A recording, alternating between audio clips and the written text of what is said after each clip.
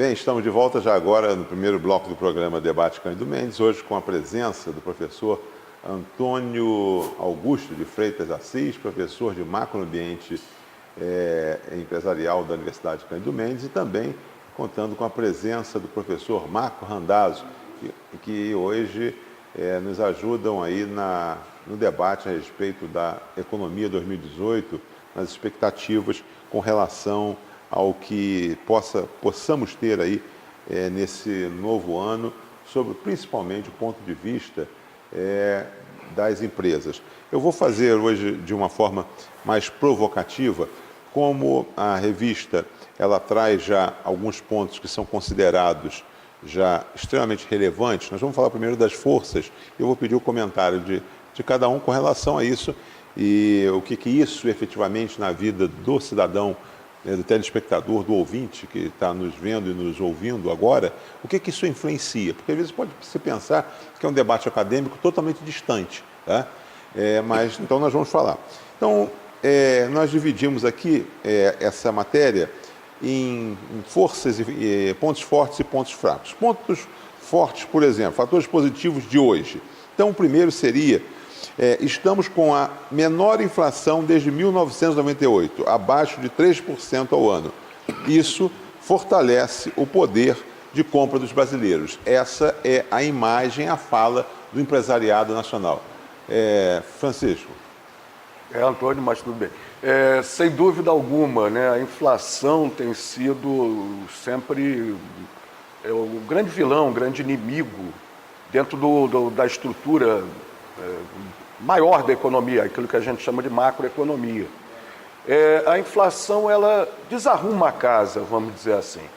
É como se a gente, por exemplo, maiores gastos do governo, a gente conseguisse, às vezes, também fazer a economia crescer um pouco. Mas isso é uma coisa não sustentável, né? Porque na medida que o governo gasta mais, ele se endivida mais e isso gera um processo de tomada de recursos caros, onerosos. Isso faz com que a taxa de juros suba. Também a emissão de moeda para sustentar as contas do governo deficitário cria um processo inflacionário, quer dizer, os preços crescem muito. Na medida que se controla isso, de fato, devolve-se ao público o poder que ele tinha perdido, né?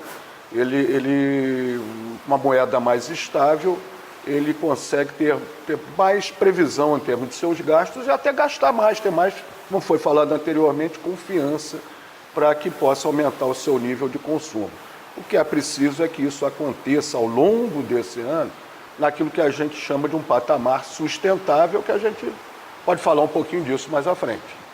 Professor Marco Randazzo, alguns dizem que essa inflação que nós estamos tendo hoje, ela não permanecerá e que ela está abaixo da meta, né? E que naturalmente esses números eles tenderão aí até o final do ano ter um acréscimo, mas de uma forma bastante acho que bastante prática. A gente, quando fala em Argentina, por exemplo, aqui próxima, 25%, 30%, nós estamos falando hoje já num Brasil que depois de 2016, quando havia toda uma expectativa de um caos, né, econômico também, quer dizer, uma equipe econômica vem e consegue se desacoplar de alguma forma da crise política. Mas já se começa a perceber, porque as pessoas falam que o primeiro movimento é o movimento do consumismo. Já se começa a perceber a reação desses 3% de inflação, já há mais de praticamente 20 anos, fortalecendo aí o poder de compra dos brasileiros? Sim, com essa baixa que nós temos na inflação, obviamente, com o aumento do consumo, né, o incentivo ao consumo, que o consumidor natural, ele tem aquela vontade de ir até o supermercado, de ir até a loja, enfim. E aliado a isso a uma taxa de juros decrescente, ou seja, a gente começa a ter no Brasil um incentivo maior ao consumo baseado a esses fatores, né? Enfim, eu tenho uma inflação baixa, o meu poder aquisitivo aumenta, eu tenho uma taxa de juros que está bem melhor, né? Enfim, em patamares que ainda nunca conseguimos, não chegamos ainda, nós não atingimos os patamares que nós encontramos hoje, a nossa taxa de juros, enfim, a nossa taxa básica da economia, ela bastante ela vai propiciar muito esse aumento nas dívidas de longo prazo, né? Então isso acaba trazendo realmente um incentivo muito forte ao consumo e fazendo com que a atividade industrial ela se fortaleça, né? À medida que a gente tem, na verdade, isso. Embora a gente corra o risco de, com isso, à medida que eu tenho atração pelo consumo, eu corro o risco ainda de gerar inflação. Mas a gente consegue segurar isso porque é interessante, né? É o fator... O brasileiro agora ele fica um pouco mais com medo do consumo e o próprio desemprego que foi gerado pela crise faz com que a gente tenha mais cuidado no consumo, ou seja, eu começo a ter reserva, eu começo a fazer algum tipo de reserva e isso também é bastante positivo para a economia. Eu queria trazer o tema dos juros para o professor Antônio Augusto, mas também trazendo um termo seu que eu acho que ele traz, de certa forma, um conflito, né? Porque hoje disse que mais de 60% das famílias brasileiras elas estão no processo de endividamento. Não significa que estão inadimplentes, né? Estão deixando de pagar, mas tomaram, né? Fizeram créditos e ainda continuam pagando. E que, de alguma forma, isso contribuiu também para muito dessa situação. Por outro lado, é uma ciranda. Se você não estimula, essa palavra que eu queria falar, se você não estimula o consumo, né, naturalmente que as fábricas deixam de fabricar e deixam de contratar, né? Então mas isso é só para trazer para o Antônio Augusto também falar isso. Mas eu queria trazer agora para você o seguinte: a taxa de referência dentro desses pontos fortes que os empresários falam, por que hoje a economia está dando certo? A taxa de referência dos juros está no menor patamar da história, aos 7%. Significa que o crédito fica mais barato, estimulando os investimentos, o emprego e o consumo das famílias. Professor. Basicamente o Randazzo já tinha tocado nesses pontos, né? É interessante quando ele lembra da cautela, e por isso, claro, que o consumo não vai ser desenfreado, a gente tem que estimular o consumo, evidente, mas não vai ser desenfreado, porque o processo que nós passamos até agora tem o nome técnico de ajuste recessivo, é um nome bonitinho, mas significa dizer o seguinte: as pessoas passaram, até pela questão da crise, a consumir menos, e agora existe uma vontade, uma demandazinha reprimida para aumentar esse consumo, mas isso vai ser de maneira gradativa, né? Essa vacina lá atrás, o medo do excesso de endividamento, você muito bem citou, mais de 60% das famílias hoje têm um endividamento alto aqui no Brasil, mas a própria taxa de juros declinando permite uma renegociação disso, pessoas voltarem a ter crédito de maneira formal, né? E também, mais importante aí, é que a gente volta à ideia da questão sustentável. Juros mais baixos significam dizer uma possibilidade de formação de poupança e, portanto, retomada de investimentos. Essa soma do consumo com o investimento é que gera, vamos dizer, a espiral positiva do crescimento para qualquer nação. Apenas o consumo, se você não tiver investimento, não vai ter produção. Então vai existir uma pressão sobre os preços. Muita gente comprando, pouca coisa sendo produzida, preços sobem, a inflação volta a subir e o processo desanda novamente. Na medida que existe a confiança do empresário, o investimento retoma, o processo começa a ficar sustentável, né? Existe a produção e existe o escoamento dessa produção. Essa questão do juros, eu só queria fazer não uma interrupção, mas seria uma breve interrupção nessa questão que nós estamos seguindo, dos pontos fortes que são observados pelo empresariado e que nós estamos discutindo, depois vamos discutir, né, as fraquezas, mas eu só queria que, de alguma forma, se os dois ou algum dos dois pudesse explicar para o telespectador. Nós estamos falando aqui em juros de 7%, tá? Mas quando você vai comprar uma TV, vai comprar ou um carro, vai comprar uma situação, ou os juros do banco, ou um cartão de crédito, quer dizer, isso passa de 200%, passa de 150%, chegamos a número até de 300%, 300 e pouco por cento. O que é isso no prático, no dia a dia, para esse telespectador que está falando assim, o que significa 7%? Eu posso pegar um dinheiro a 7%? O 7% é o que a gente chama de risco free, ou seja, taxa livre de risco é 7%. Só que taxa de juros não é feita de taxa livre de risco. ela é taxa livre de risco, mais remuneração do investidor, o que ele quer, né, efetivamente ganhar, quando ele pega o teu dinheiro e empresta para você, mais o risco. Então, quando você tem um risco elevado, você tem que remunerar isso de alguma forma. E nós temos efetivamente um risco muito elevado. Então, por isso que você não consegue comprar a 7%.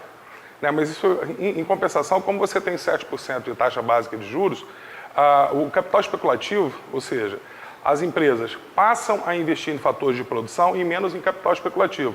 Ou seja, ela vai realmente investir nos fatores de produção. Eu não vou ficar parado esperando meu dinheiro render, porque ele só vai render livre de risco 7%.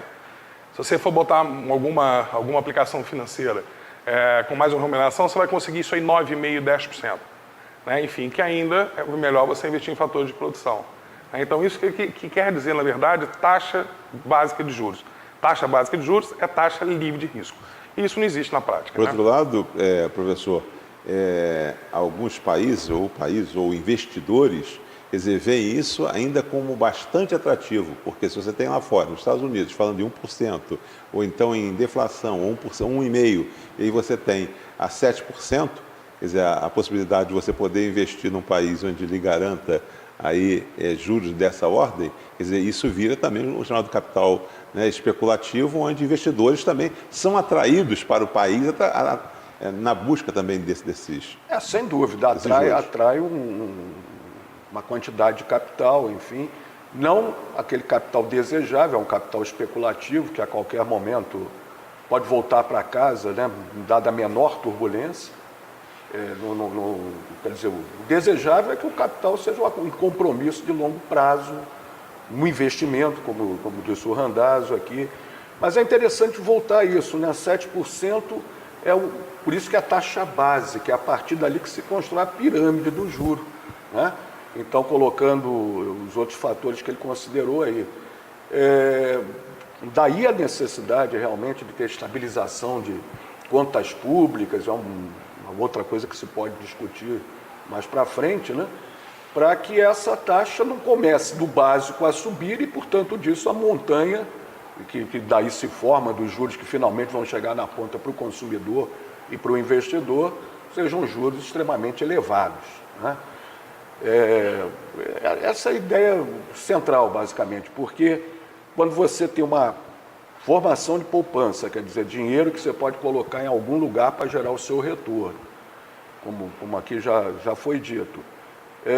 Na medida que se desvia, por exemplo, para bancar contas do governo e não o fator produtivo, não o que se vai colocar para produzir mais bens, mais serviços e serviços de qualidade que nós estamos precisando, isso distorce bastante a coisa. Então, é por isso que a gente fala muito no processo de endividamento do governo e como isso tem que, de certa forma, ter que ser financiado, ter que ser equalizado, né? Não é nem financiado.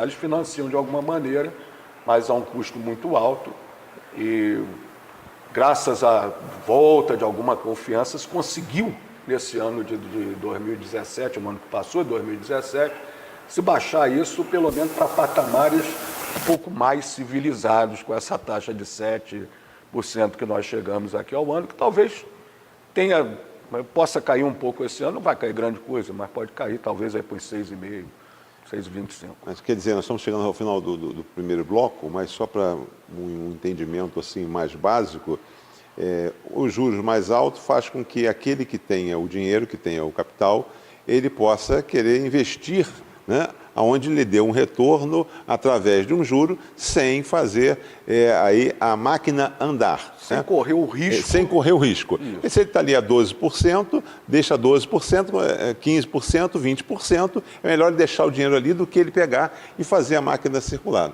Na medida que os juros caem, ele fica atento a isso e fala, é melhor eu investir, né, na retomada desse crescimento, né, produtivo, de modo a que isso possa me dar, talvez, uma remuneração maior. É mais ou menos isso, né? Então, voltando ao que a gente chamaria, né, de custo de oportunidade. Se eu tenho uma remuneração de 7%, sem fazer esforço nenhum, para que eu vou me esforçar, né, para ganhar 6%? Não vou esperar os 7% livre de risco e vou ficar com eles, né, que é muito interessante. Então, quebrar esse paradigma, né? E é isso que a gente já começa a perceber, que não é tão difícil você entender de economia, desde que se fale uma linguagem, quer dizer, mais apropriada, mais fácil, que possa chegar até você. Nós vamos falar daqui a pouco, ainda nos pontos fortes que os empresários no Brasil identificaram, para que depois a gente possa falar nas chamadas fraquezas, ainda que o Brasil ainda tem enfrentado. Nós vamos ao nosso intervalo, não saia daí, daqui a pouco a gente volta com o debate Cândido Mendes. Até já.